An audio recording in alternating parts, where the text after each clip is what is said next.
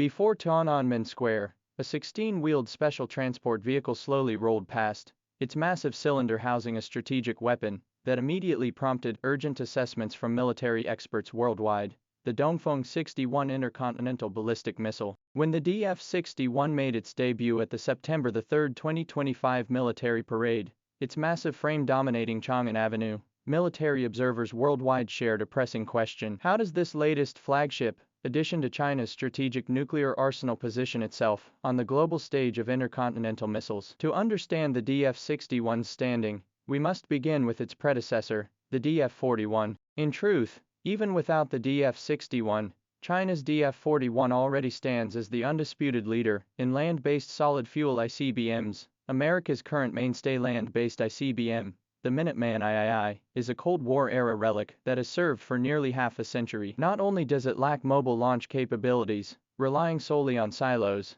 but its test failure rate has remained persistently high in recent years. The Sentinel missile currently under development has also failed to break free from silo-based launch modes, with its performance metrics still considered inferior to the DF-41. Russia's S-24 Yars missile, though positioned similarly to the DF-41 with its dual-mode launch capability, has a maximum launch weight of only 46 tons, far below the DF-41's over 60 tons. This limitation directly results in a shorter range of 12,000 kilometers, falling short of the DF-41's 14,000 kilometers. The UK long ago abandoned indigenous ICBM development, relying on America's Trident C-based missiles for nuclear deterrence. France, constrained by its limited territory, never pursued mobile land-based ICBMs comparable to the DF-41. Thus, the DF-41 stands as a global leader among its peers, while its successor, the DF-61, naturally boasts even more pronounced technological advantages. The emergence of the DF-61 signifies that China has established a formidable trio in the land-based solid-fuel ICBM domain, the DF-31 series, the DF-41, and the DF-61. So, in what specific areas does the DF-61 surpass the DF-41? Visually, the two missiles are strikingly similar, both utilizing 16-wheel special-purpose mobile launchers with robust road mobility. This high degree of visual similarity raises a critical question: if the improvements were limited to traditional metrics like range and payload capacity, why did China opt for the entirely new designation, DF-61, instead of simply naming it DF-41B? Drawing parallels to the DF-5 series missiles, which underwent major technological upgrades from single to multiple warheads, and from inertial to composite guidance systems while retaining the DF-5 designation. Military experts widely believe that the DF-61's superiority likely lies in a qualitative leap toward intelligent capabilities. The DF-61 likely features comprehensive upgrades to its electronic systems. As a missile developed in the 1989s,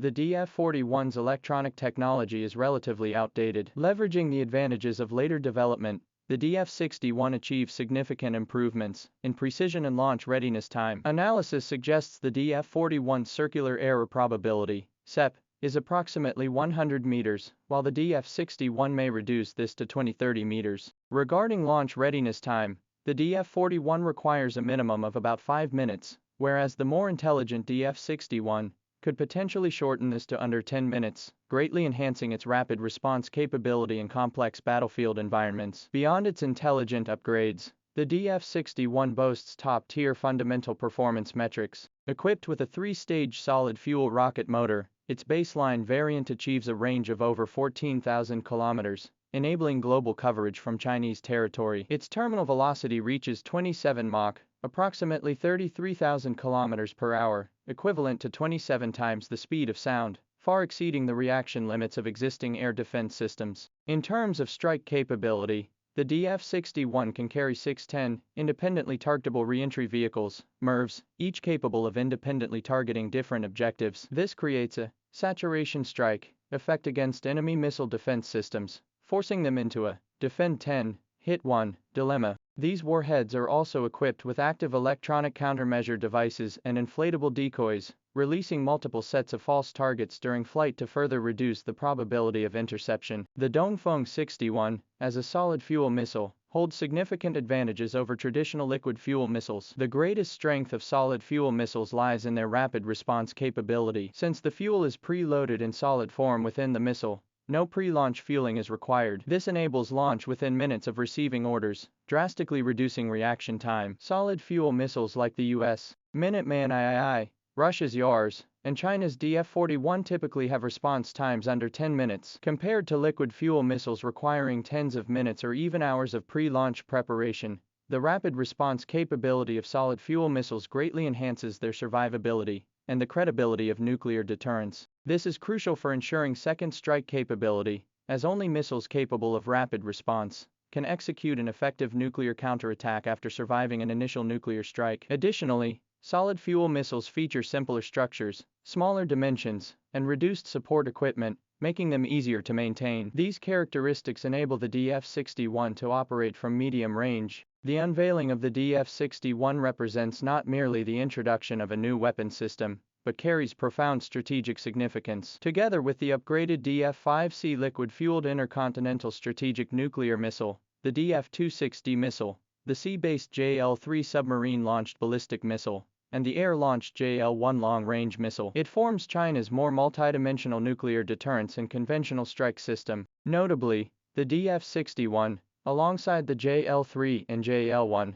signifies China's first realization of a comprehensive, triad, strategic nuclear force, achieving all-directional strategic nuclear counterstrike capabilities across land, sea, and air. This diversification significantly enhances the credibility of China's strategic deterrence, ensuring the capability to execute an effective second-strike nuclear counterattack even after enduring an initial nuclear assault. Against the backdrop of challenges to the global nuclear arms control framework, the emergence of the DF-61 helps counter unilateralism and military adventurism, compelling nations to reassess the importance of nuclear deterrence and strategic stability. Its global coverage, high survivability, and strong penetration capabilities send a clear signal to the outside world. China possesses both the resolve and capability to defend its core interests. In fact, Western media have been tracking reports on this new Chinese missile for years. As early as 2020, The Washington Post reported that China was developing a new land-based intercontinental ballistic missile,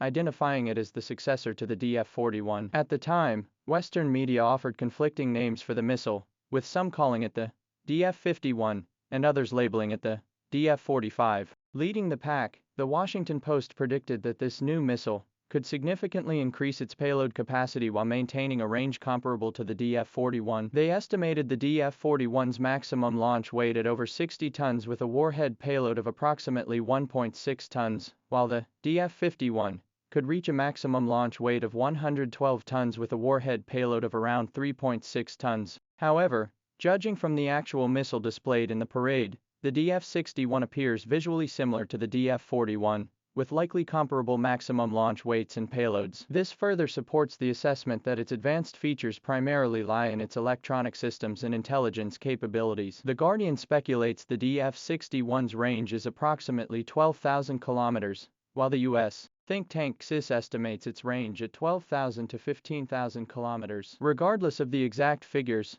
China's development of such a diverse array of strategic intercontinental ballistic missiles indicates its missile technology advancement has surpassed external expectations, establishing formidable deterrence capabilities. From the DF-1 to the DF-61, the history of China's strategic missile development is a narrative of overcoming adversity through strength and independent innovation. The DF-61's emergence is not a tool of hegemony, but a shield of peace. It demonstrates to the world through capability that China remains committed to the path of peaceful development, while resolutely upholding its unwavering resolve to defend national sovereignty. As the parade commentary stated, this is the strategic trump card safeguarding national dignity, and the Iron Great Wall protecting the people's peace.